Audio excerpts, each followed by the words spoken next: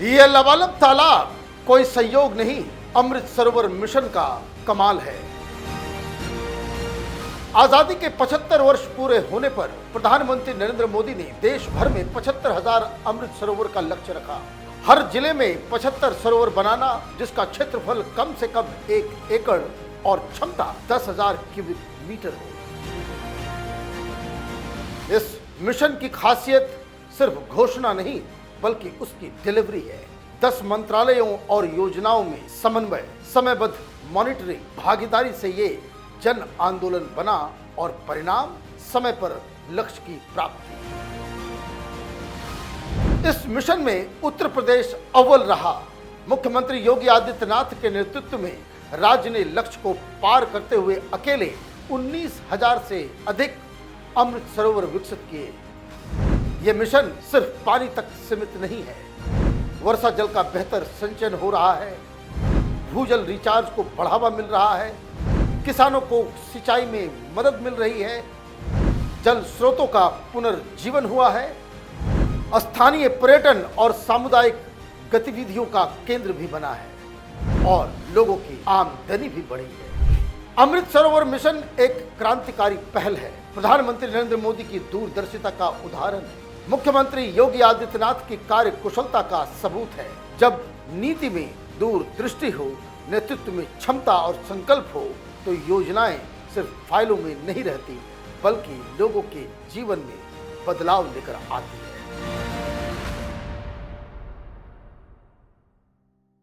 नमस्कार, सबसे बड़ा सवाल देख रहे हैं आप। मैं हूं आपके साथ पूजा।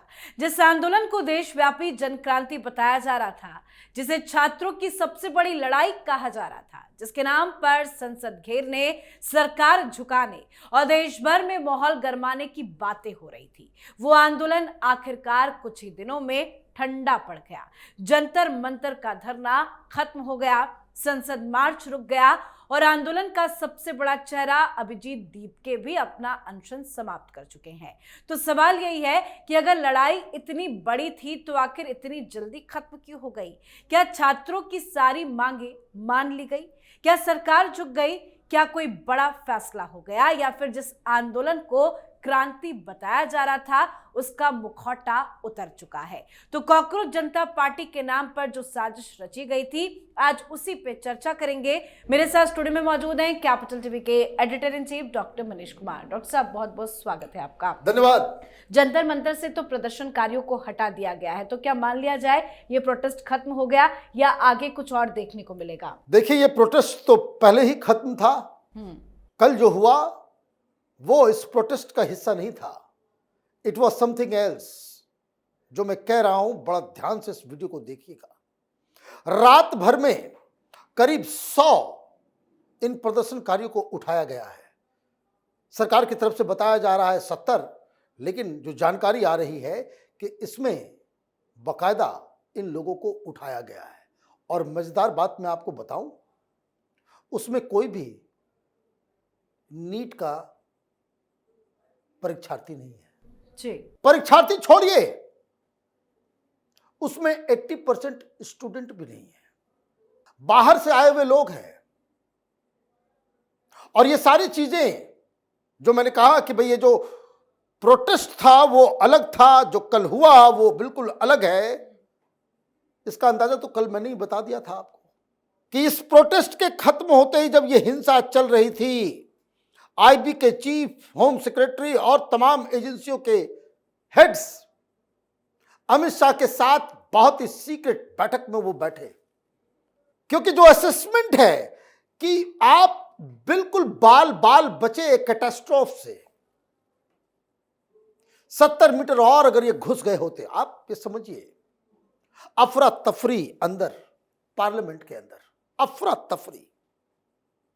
रिपोर्टर्स डर रहे थे। आप देखिए उन वीडियोस को, जो रिपोर्टर्स वहां से रिपोर्ट कर, हवाइयां उड़ी हुई थी, क्योंकि सामने साफ उधर गोलियों की आवाज चल रही थी, आंसू गैस के गोले दागे जा रहे थे, पत्थरबाजी हो रही थी, सारा वातावरण हंगामा। और अंदर से जो है सीआईएसएफ के लोग दौड़े दौड़े आ रहे हैं, दरवाजा बंद कर रहे हैं, मोटी मोटी चेन लगा रहे हैं कि कहीं वो ब्रीच ना हो जाए। What they wanted. पुलिस के ऊपर पथराव क्यों हुआ? 30-35 से ज्यादा पुलिस वाले घायल हैं, बहुत क्रिटिकली इंजर्ड है। पत्थर लुटियन जोन में कभी नहीं मिलता, लेकिन पत्थर कहां से आए? सब बैग में लेकर के आए। एक ट्रक लगा हुआ था जिसमें पत्थर को रख करके उसको छिपाया गया था, इस तरीके से डिस्ट्रीब्यूट। बाहर से लोग आए और they knew where to reach. और मैं आपको बताऊं, पुलिस को ऐसे व्हाट्सएप ग्रुप्स मिले हैं जेएनयू के, जहां यह बताया जा रहा है आपस में अलग अलग ग्रुप्स बना करके सोशल मीडिया पे, व्हाट्सएप के ऊपर ये भी कि कल सवेरे जब पहुंचोगे वहां पुलिस जो है जैमर लगा देगी। तो 2-3 ऐप अलग अलग जो इंटरनेट नहीं बल्कि ब्लूटूथ के जरिए चलते हैं, वो उसके जरिए कम्युनिकेशन हो रहा था। सरकार को एक बात अच्छी तरीके से समझ में आ गई है, जो सूत्र बता रहे हैं कि यह कोई प्रोटेस्ट नहीं था, यह स्वतः स्फूर्त कोई प्रोटेस्ट नहीं था। इसमें लोगों का गुस्सा से जन्मा हुआ कोई प्रोटेस्ट नहीं था, बल्कि इट वॉज अ डिजाइन, एक साजिश और बहुत ही प्री प्लान तरीके से मेटिकुलसली प्लान किया हुआ पूरा प्रोपेगेंडा, और प्रोपेगेंडा कल्मिनेटिंग इनटू वायलेंस। अभी तो उसमें कनेक्शन ढूंढना पड़ेगा। यही राहुल गांधी तो कह रहे थे, यही अखिलेश यादव भी तो कह रहे थे। ये तमाम लोग जब नेपाल में हुआ तो आपको याद होगा कि भाई हिंदुस्तान में भी होना चाहिए। ये हिंदुस्तान के जो युवा हैं वो कहां सोए हुए। इसका एक ट्रेलर वो नोएडा में दिखा और अब ये कल दिल्ली में हो गया। मैंने कल कहा था कि अगर ये लोग अंदर घुस गए होते, कितने लोग मारे गए होते, कितने सांसद घायल हुए होते, अंदर क्या आग लगाए होते, वो किसी।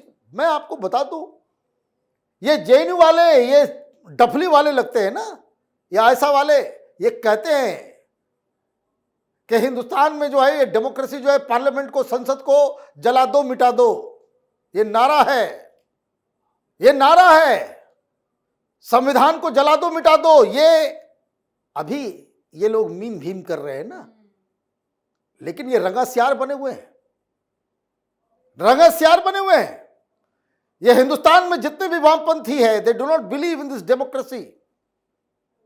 दुनिया में कहीं भी मार्क्सिस्ट गवर्नमेंट है, वामपंथियों की सरकार है, दुनिया में कोई भी डेमोक्रेटिक कंट्री नहीं है। वो सड़क पे लोगों का गर्दन कलम करते, ये इस तरह के हत्यारे, राक्षसी प्रवृत्ति के ये पॉलिटिकल पार्टीज है।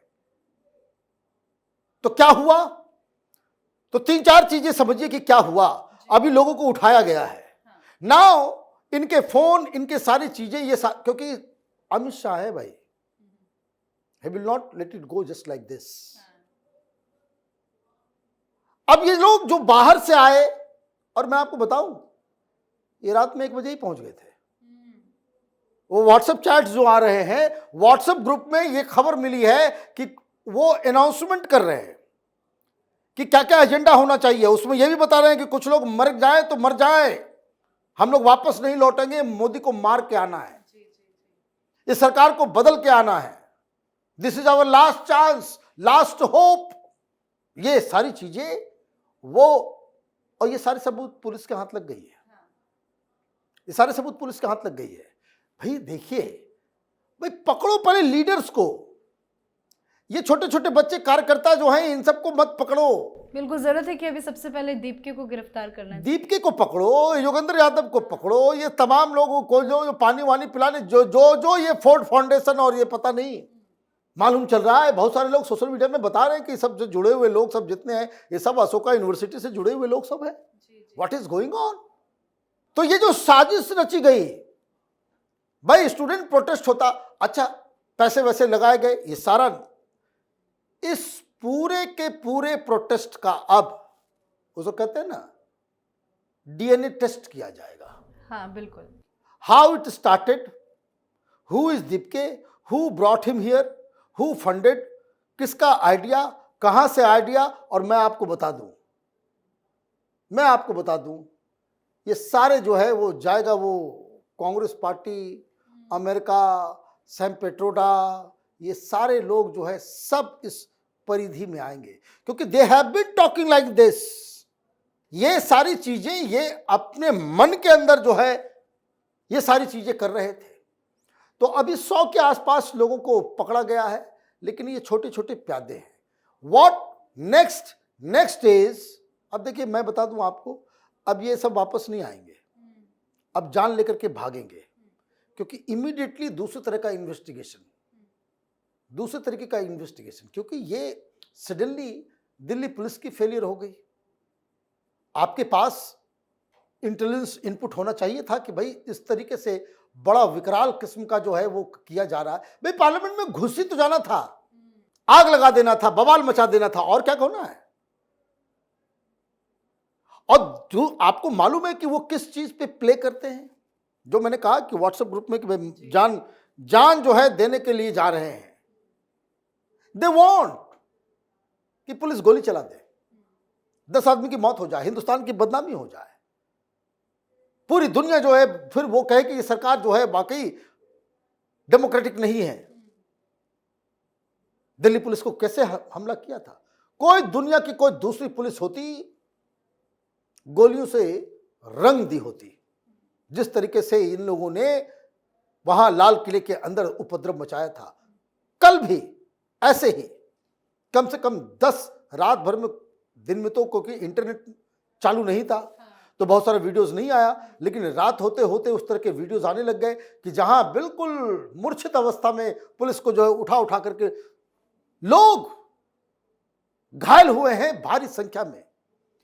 तो ये जो फेलियर है, इस फेलियर को तो आपको एड्रेस करना बिल्कुल सर। पुलिस तो इन्वेस्टिगेशन अब करेगी, लोगों से पूछताछ, गिरफ्तारियां, वो सब कुछ सामने दिखाई दे रहा है, लेकिन एक दूसरी तरफ जो ये सरकार से बातचीत शुरू हो गई है, क्या वो बातचीत आगे बढ़ेगी? देखिए बातचीत क्या होना है मैं आपको बता दूं, कोई इस्तीफा नहीं होगा। ये सब लोग जाएंगे जेल, ये दीप के भागेगा अमेरिका, और ये भीख मांगता, मर्सी पिटिशन डालता नजर आएगा ये Sonam Wangchuk. Enough is enough, आपने लक्ष्मण रेखा क्रॉस कर दिया। डेमोक्रेसी में कोई ये अलाउ नहीं किया जा सकता है कि आप सीधे संसद में जाकर के हमला कर दें। No, capital N capital O, ये आपने जो है ये नक्सलियों वाला जो बर्ताव किया है, इसका इलाज होगा। और ये सारी चीजें जुड़ी हुई है। कौन लोग नजर आए वहां, ये सब विदेशी चंदा पे, विदेशी फंडों के ऊपर जो है। तो ये जो नीट वीट तो ऐसे ही था, असली विरोध जो है वो FCRA का है कि विदेशी फंडिंग से जो यहां ये लोगों का दुकान चलता है वो दुकान बंद हो रहा है, इसलिए ये सारी परेशानी हो रही है।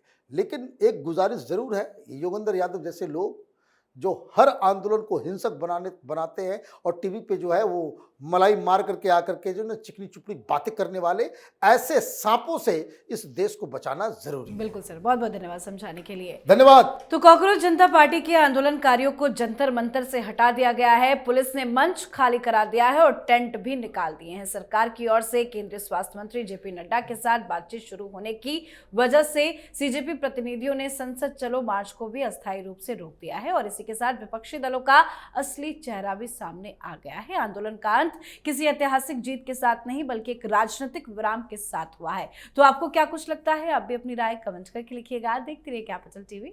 नमस्कार।